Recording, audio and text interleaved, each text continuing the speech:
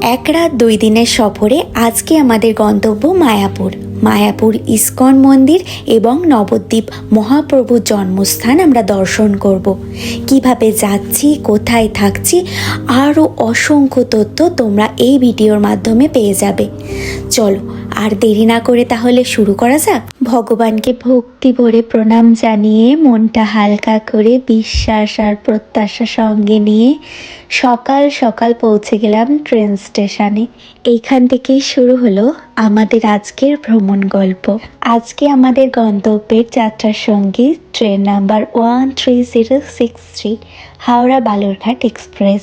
এই ট্রেনটা সোমবার থেকে শুক্রবার সকাল 7:50 হাওড়া স্টেশন থেকে ছাড়ে এবং সকাল 9:30 নবদ্বীপ স্টেশনে পৌঁছে দেয়। আমাদের ট্রেনটা 12 নম্বর প্ল্যাটফর্মে এসে গেছে। এই ট্রেনটা মূলত 12 নম্বর প্ল্যাটফর্মেই দিয়ে থাকে, তবুও তোমরা ট্রেনে ওঠার আগে একবার ডিসপ্লে বোর্ডটা চেক করে নিও। এই ট্রেনে প্রতি একজনের টিকিট প্রাইস থাকে 50 টাকা করে। চাইলে তোমরা লোকাল ট্রেনেও যেতে পারো। আমি স্ক্রিনে তোমাদের সুবিধার জন্য লোকাল ট্রেনের সময়সূচিটা রেখে দিলাম।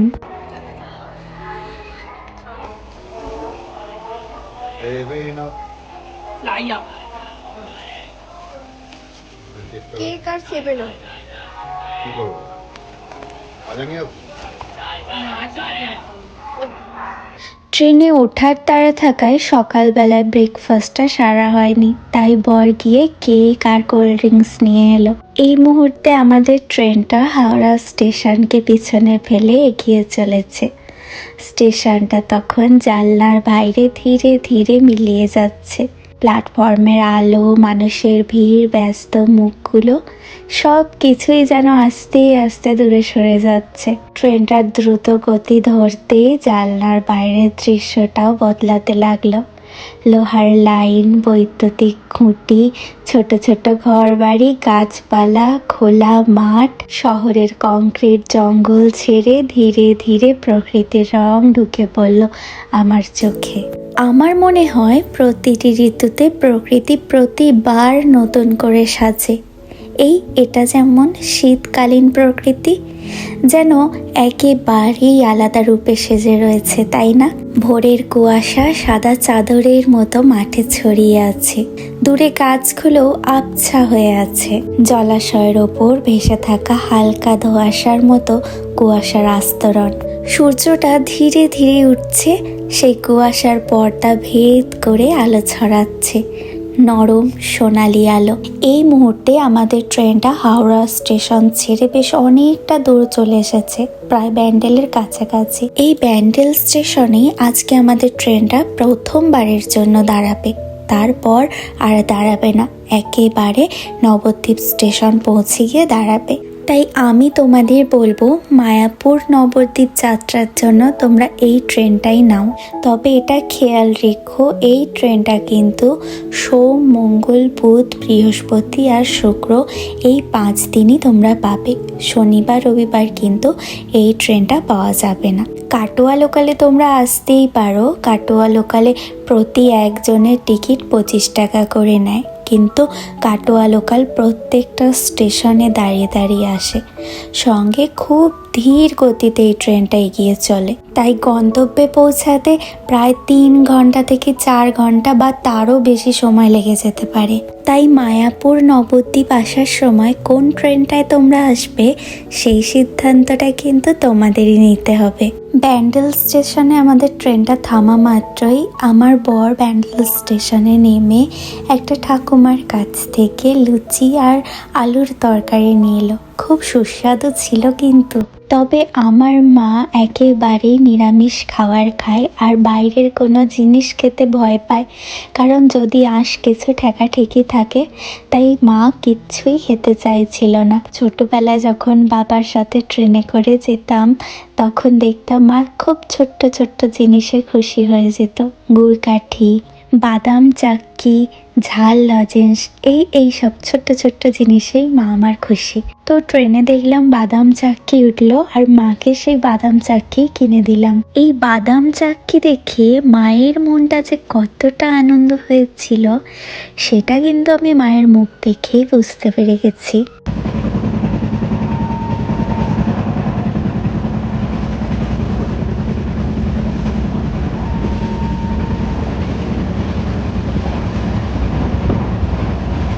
আবারও বড় বড় মাঠ, ঘর বাড়ি, গাছপালা পেরিয়ে ঠিক 9:50 আমাদের ট্রেনটা এসে পৌঁছালো নবদ্বীপ ধাম স্টেশনে। এতদিনে জমে থাকা মনের ইচ্ছাটা ফাইনালি আজ পূর্ণ হতে চলেছে। একবার মনের মধ্যে প্রশ্ন চলছে, আমি কি আজ সত্যি নবদ্বীপ ধামে এসেছি? এখনো বিশ্বাস হচ্ছে না আমার। ট্রেনটা স্টেশনে দাঁড়াতেই আমরা ট্রেন থেকে বাইরে বেরিয়ে এলাম। স্টেশন এবং স্টেশনের চারপাশের পরিবেশটা পরিষ্কার এবং পরিচ্ছন্ন। জনসংখ্যা একেবারে নেই বললেই চলে, আর তার কারণেই চিৎকার চেঁচামেচি কোলাহলটাও একেবারে নেই। এই রকম পরিবেশ কেন জানি না আমাকে বড্ডই মনমুগ্ধ করে।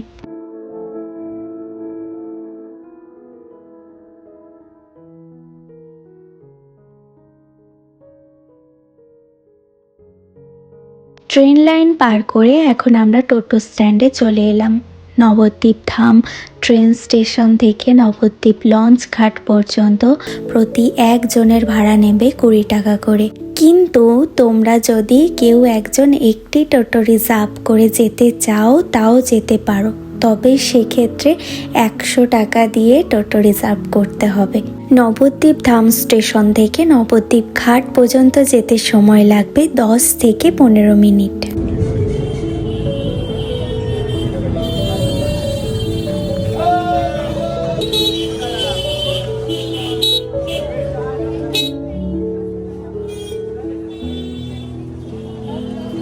টোটো দাদাকে ছেড়ে দিয়ে আমরা এগিয়ে যাচ্ছি লঞ্চ ঘাটের দিকে। তার আগে তোমাদের একবার বলে দিই, তোমাদের এখানে যারা এসে ব্রেকফাস্ট করতে চাও তারাও কিন্তু এখানে ব্রেকফাস্ট করতে পারো।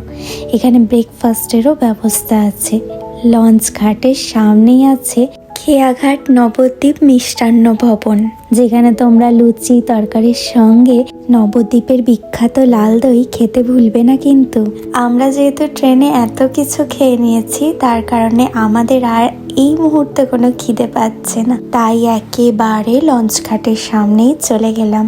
আর এই মুহূর্তে আমার বর এখানে দাঁড়িয়ে টিকিটগুলো কেটে নিচ্ছে। টিকিট প্রাইস এত কম যে আমি তো অবাক।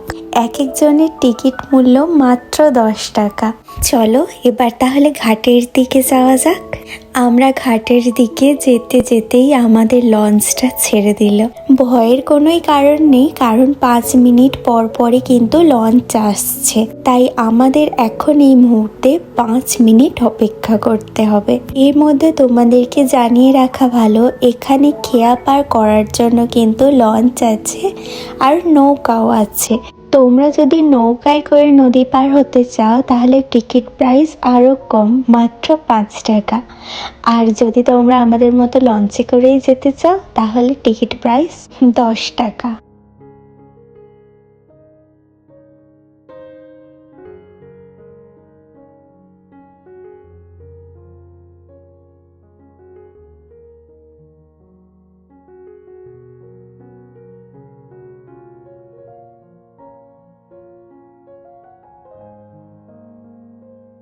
যেহেতু লঞ্চটা চলে গেল, এই মুহূর্তটা আমি একটু সময় পেলাম এই জায়গাটা উপভোগ করার জন্য, এই জায়গাটা ঘুরে দেখার জন্য আর তোমাদেরকেও দেখানোর জন্য।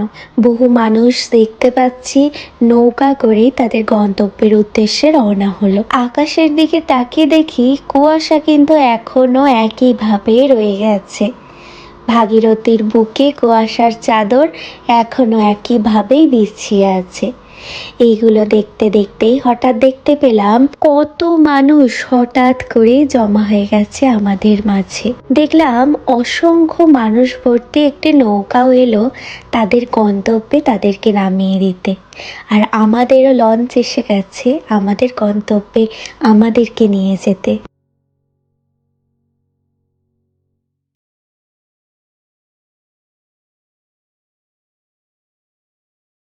এই মুহূর্তে আমরা ভাগীরথীর বুকে ভেসে চলেছি।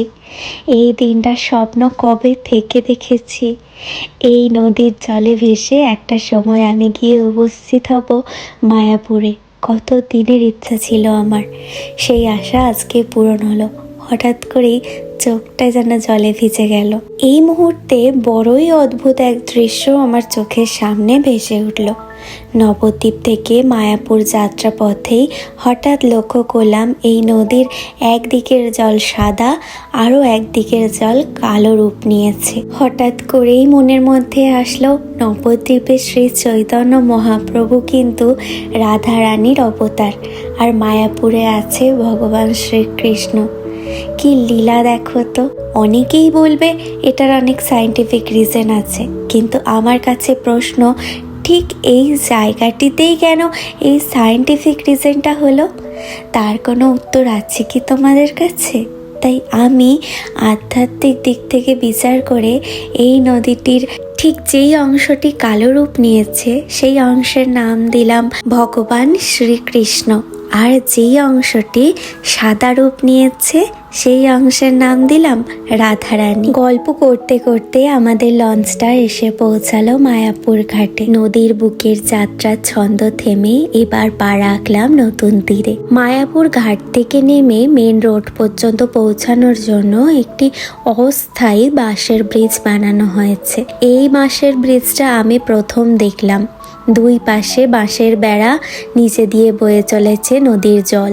দেখে গ্রাম বাংলার চেনা ছবি মনে হলেও সত্যি কথা বলতে আমার একটু ভয় লাগছিল। এই মুহূর্তে মনে মনে একটা কথাই ভাবছিলাম, প্রতিদিন তো এত এত ভক্ত নদীর পার হয়ে ইস্কন মন্দিরে আসে, দেশ বিদেশ থেকে মানুষ আসে, বয়স্ক মানুষ, বাচ্চা, পরিবার সবার জন্যই এই বাঁশের ব্রিজটা কিন্তু সব সময় নিরাপদ নাও হতে পারে। আমার মনে হয় এখানে চাইলেই খুব সুন্দরভাবে একটা স্থায়ী ও মজবুত ব্রিজ বানানোই যেতে পারে। এই পবিত্র স্থানে আসার পথটা যদি এতটাই সুন্দর আর নিরাপদ হয়, তাহলে মায়াপুরের অভিজ্ঞতা আরও পূর্ণতা পাবে। ব্রিজ পেরিয়ে এখন আমরা চলে এলাম মেইন রোডে। দেখি চারিপাশের দৃশ্যটা একেবারেই আলাদা। টোটো, বাস, ছোট গাড়ি সব কিছুই সারি বেঁধে দাঁড়িয়ে আছে। এখান থেকেই হাঁটা পথে মায়াপুর ইস্কন মন্দির মাত্র 5 মিনিটের দূরত্বে। তাই চাইলে তোমরা হাঁটা পথেও কিন্তু মায়াপুর ইস্কন মন্দিরে যেতে পারো। কিন্তু আমরা ঠিক করলাম আমরা টোটো করেই মায়াপুর ইস্কন মন্দিরের কাছাকাছি যাব, মাত্র 20 টাকা ভাড়া দিয়ে, মানে আমাদের 5 জনের 100 টাকা। এই মুহূর্তে আমাদের টোটোটা চলতে শুরু করেছে। রাস্তার চারিপাশে দেখতে পাচ্ছি অসংখ্য দোকান। কিছু দোকান আছে ঠাকুরের পূজার নানান রকম সরঞ্জাম পাওয়া যায়, কিছু দোকান আছে যেগুলো গোপী ড্রেস ঝোলানো আছে। এই সব দেখতে দেখতেই আজকে আমরা চলে এসেছি আমাদের আজকে রাত্রে যাপনের আস্তানা যোগমায়া যাত্রী নিবাস।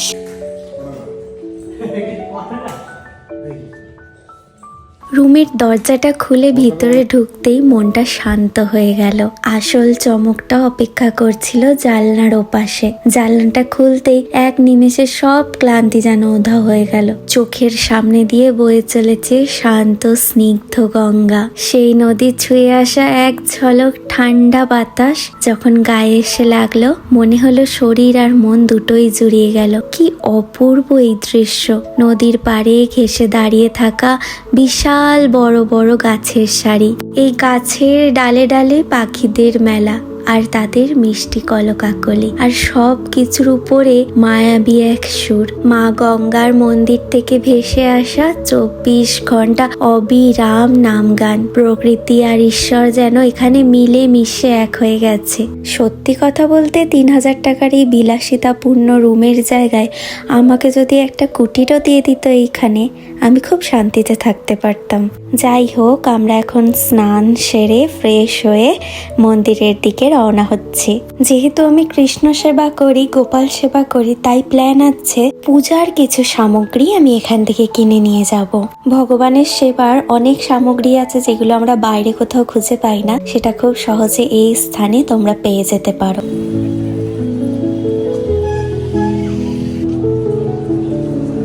মন্দিরে প্রবেশের আগে কপালে তিলক ধারণ করা খুবই ভালো, খুব শুভ বলা যেতে পারে। তার জন্যই বাইরে দাঁড়িয়ে থাকা মাতাজিদের থেকে কপালে তিলক নিয়ে আমরা মন্দিরের ভেতরে প্রবেশ করছি। ইনারা প্রতিজনকে তিলক ধারণ করানোর সময় প্রত্যেকের থেকে 10 টাকা করে নিয়ে থাকে। চলো, এখন আমাদের তিলক নেওয়া হয়ে গেছে, এখন আমরা ভিতরে প্রবেশ করি। কেমন? মন্দিরে প্রবেশ করে সবার আগে আমরা দুপুরে ভোগ প্রসাদের কুপন সংগ্রহ করে নেব। আমরা গীতা ভবনে অন্নপ্রসাদ গ্রহণ করব, তাই গীতা ভবনের কাউন্টার থেকেই কুপনটা সংগ্রহ করে নিয়েছি। এখানে সাধারণত সকাল 10টা থেকে 11টার মধ্যে গীতা ভবনে কুপন দেওয়া হয়। কুপন প্রায় 70 টাকা। কুপন শেষ হয়ে যাওয়ার সম্ভাবনা থাকে, তাই এসেই সবার আগে কুপনটা নিয়ে নেবে। সাধারণত এই গীতা ভবনে ভোগ প্রসাদে দেয় গোবিন্দভোগ চালের ভাত, ডাল, ভেজ পকোড়া, সঙ্গে মিশ্র একটা সবজি থাকে, সঙ্গে রুটি আর পায়েস। গীতা ভবনে দুপুর 12:45 থেকে দুপুর 2:30 পর্যন্ত প্রসাদ পাওয়া যায়। তোমরা 1টার মধ্যে পৌঁছে যাওয়ার চেষ্টা করবে, কারণ এই সময়টাতে সব থেকে বেশি ভিড় হয় এবং গরম গরম প্রসাদটাও পাওয়া যায়। রাত্রের প্রসাদ রাত 8:30 থেকে 9:30 পর্যন্ত দেয়া হয়। এছাড়াও তোমরা গোবিন্দাস বা গদা ভবনেও খেতে পারো, তবে বিনামূল্যে ভোগ সেবারও ব্যবস্থা আছে। অন্নদান কমপ্লেক্সে 3 বেলা বিনামূল্যে ভোগ সেবার ব্যবস্থা আছে, সেটাও চাইলে তোমরা গ্রহণ করতে পারো।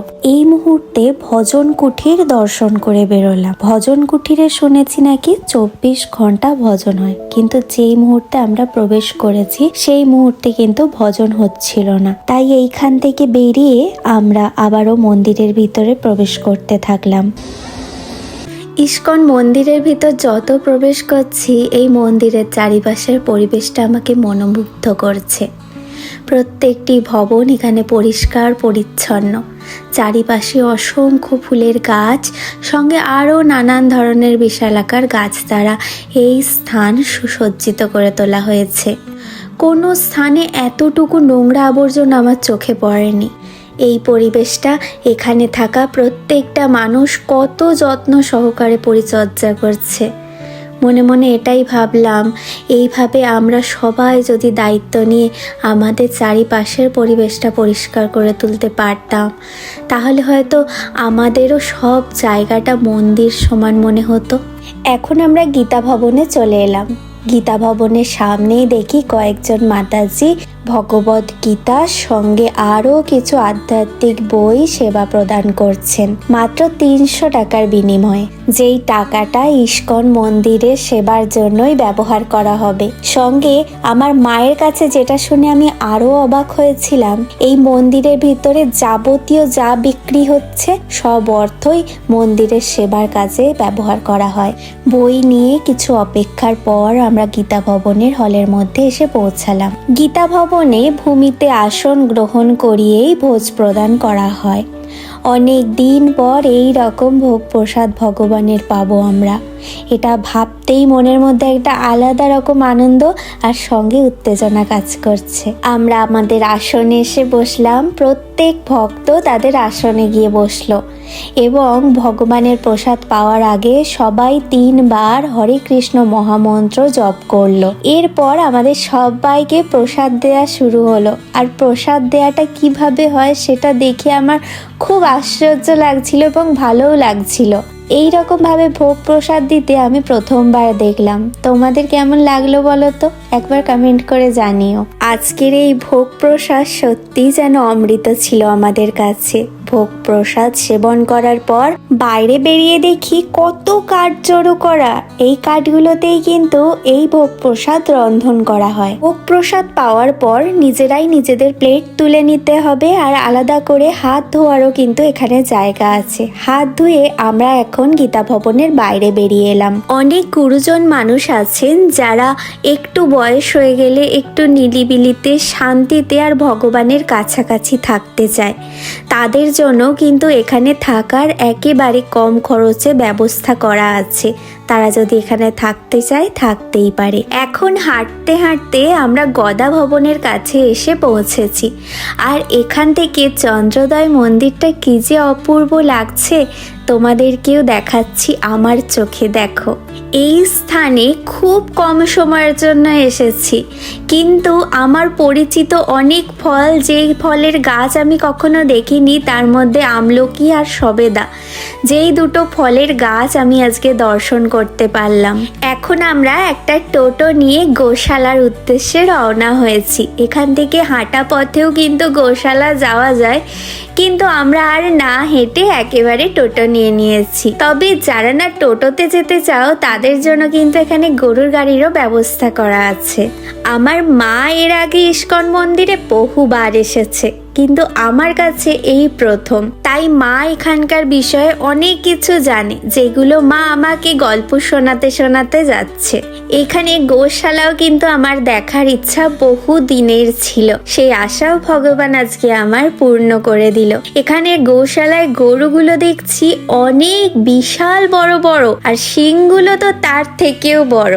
তবে এখানে যে শুধুমাত্র গরু আছে তা কিন্তু নয়, সঙ্গে বিশাল বড় বড় ষাঁড়ও আছে। তোমরা যদি চাও এখানে এসে গরু এবং ষাঁড়কে নিজেদের হাতে করে খাওয়াবে, সে ব্যবস্থাও কিন্তু এখানে আছে। এখানে খাওয়ার কিনে তোমরা গরু এবং ষাঁড়কে নিজের হাতে করে খাইয়ে তোমরা পূর্ণ অর্জন করতেই পারো। তবে সত্যি কথা বলতে আমি খাওয়াইনি, কারণ আমার মনে হয়েছে এখানে থাকা গরু বা ষাঁড় এরা কিন্তু প্রত্যেকেই যত্নে আছে, এদের আলাদা করে কোনো যত্নেরই প্রয়োজন নেই।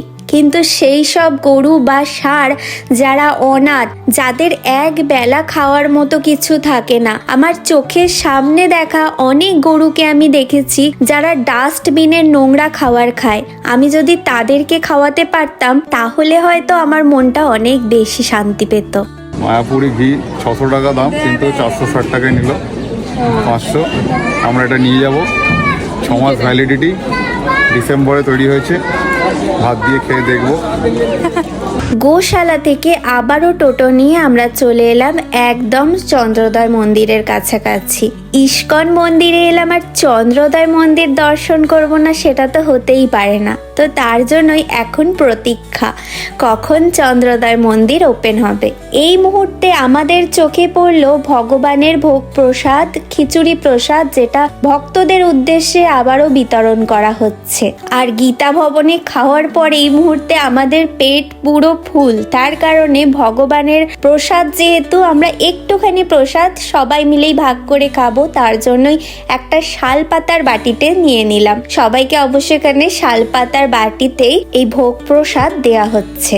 এখন চন্দ্রোদয় মন্দির 3টে থেকে 4টে পর্যন্ত আমাদের দর্শন করানো হবে। এর জন্য কিছু টাকা ডোনেশন দিয়ে আমাদের টিকিটটা কেটে নিতে হলো। তোমরা চাইলে 10 টাকা দিতে পারো, 50 টাকা দিতে পারো, 100 টাকা দিতে পারো, 500 টাকা দিতে পারো, 1000 টাকা দিতে পারো, যার যত ইচ্ছা সে তত ডোনেট করতে পারো। এটা মন্দিরের কাজে লাগবে। মন্দিরটা বিশাল বড় মন্দির হচ্ছে, আমার দেখে তো প্রাণ ভরে গেছে এটা বলা যেতে পারে। মন্দিরের ভেতরে কিভাবে কাজ হচ্ছে, কোথায় ভগবানকে বসানো হবে, সেটাই আমাদের ঘুরিয়ে দেখানো হলো। এরপরে সন্ধ্যার সময় ভগবানের সন্ধ্যা আরতি আমরা মন প্রাণ ভরে দর্শন করলাম, কিন্তু যেহেতু ফোন অ্যালাউ ছিল না, তাই তোমাদেরকে আমি আর দর্শন করাতে পারলাম না। তোমাদের ভগবানের সন্ধ্যা আরতি দর্শন করতে হলে কিন্তু এই মায়াপুর ইস্কন মন্দিরে যেতে হবে। এখন পরের পরের দিন সকালবেলায় আমি আর বর দুজনে মিলে বেরিয়ে পড়েছি। মা গঙ্গার দর্শন করে হাঁটতে হাঁটতে চলে যাচ্ছি ইস্কন মন্দিরের দিকে। সকালে কুয়াশা ঘেরা মায়াবী পরিবেশ, সত্যি কথা বলতে এই মায়াবী পরিবেশ আমাকে মুগ্ধ করেছে।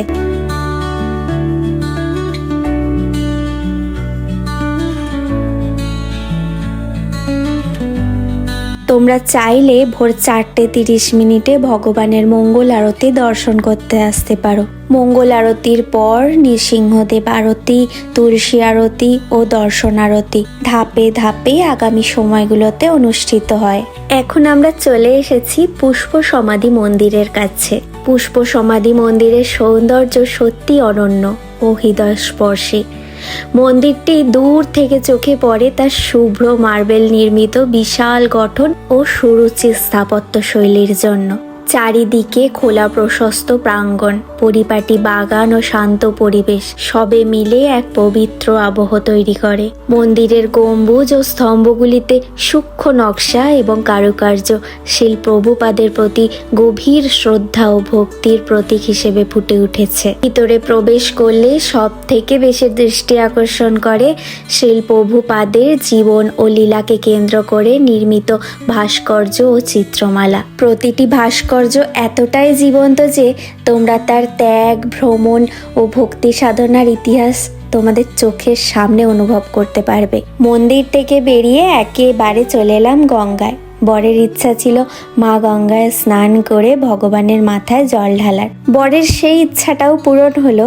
এখন আমরা সকাল 9টার মধ্যে টোটো ধরে একেবারে চললাম মায়াপুর লঞ্চ ঘাটের উদ্দেশ্যে। লঞ্চ ঘাটে এসে টিকিটটা কেটে নিলাম। এখান থেকে লঞ্চ নিয়ে আমরা একেবারে চলে যাব নবদ্বীপ ঘাট। মায়াপুরে এলাম আর নবদ্বীপে দর্শনীয় স্থানগুলো ঘুরবো না, সেটা তো হতেই পারে না। তার জন্যই এখন আমরা নবদ্বীপে গিয়ে একেবারে চলে যাব নিমাইয়ের জন্মস্থান। প্রতিবারের মতো মনটা আমার আবারও বড্ড খারাপ লাগছে। এই প্রিয় জায়গাটা ছেড়ে আমাকে আবারও চলে যেতে হচ্ছে। তবে কৃষ্ণকে ছেড়ে গেলেও রাধারানী কিন্তু অপেক্ষা করছে আমাদের জন্য, তাই তার উদ্দেশ্যে আমরা রওনা হব।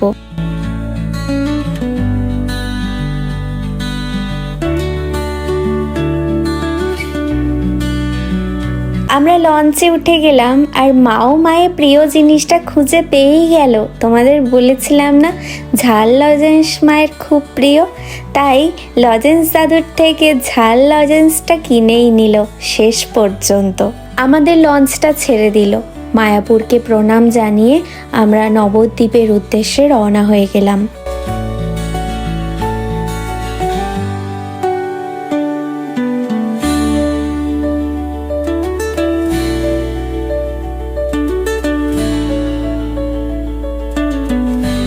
নবদ্বীপ ঘাটে নেমেই এনাদের দর্শন।